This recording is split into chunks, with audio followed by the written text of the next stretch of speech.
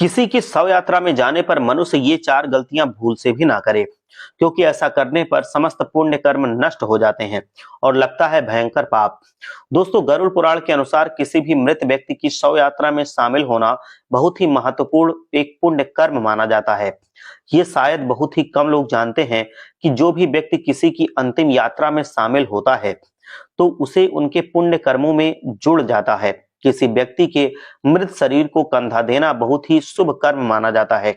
एक शव को उसकी अंतिम मंजिल तक पहुंचाना अत्यंत पुण्य का काम होता है। लेकिन किसी की शव यात्रा में जाने पर मनुष्य को ये चार गलतियां भूल से भी नहीं करनी चाहिए।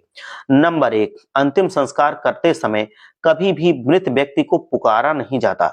उस मृतक को शांति पूर्वक विदा करना चाहिए और उसकी आत्मा की शांति के लिए भगवान से प्रार्थना करनी चाहिए। उसे कभी वापस आने के लिए नहीं कहना चाहिए।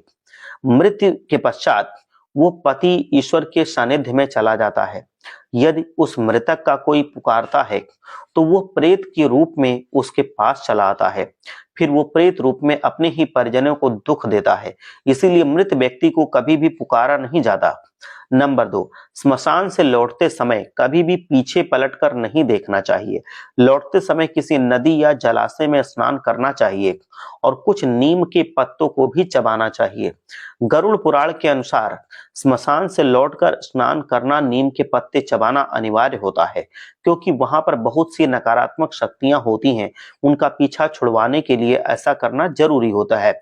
स्मशान से जाते समय आप जो भी वस्त्र धारण करते हैं उनको पहनकर घर में प्रवेश कभी नहीं किया जाता है। उनको गंगा जल की छींटों से पवित्र कर लेना चाहिए। उन्हीं वस्त्र पर यह नियम लागू नहीं होता है, क्योंकि ऊनी वस्त्र सदैव ही पवित्र रहते हैं। नंबर 3, भगवान श्री विष्णु कहते हैं कि शव में जाने वाले व्यक्ति को 2 दिन तक सूतक लगता है। जिनके घर में मृत्यु हुई है उन्हें 12 दिन का सूतक काल होता है और जो शव को कंधा देते हैं उनके लिए 1 सप्ताह का सूतक काल होता है। सूतक काल के दौरान किसी भी शुभ कार्य को नहीं किया जाना चाहिए।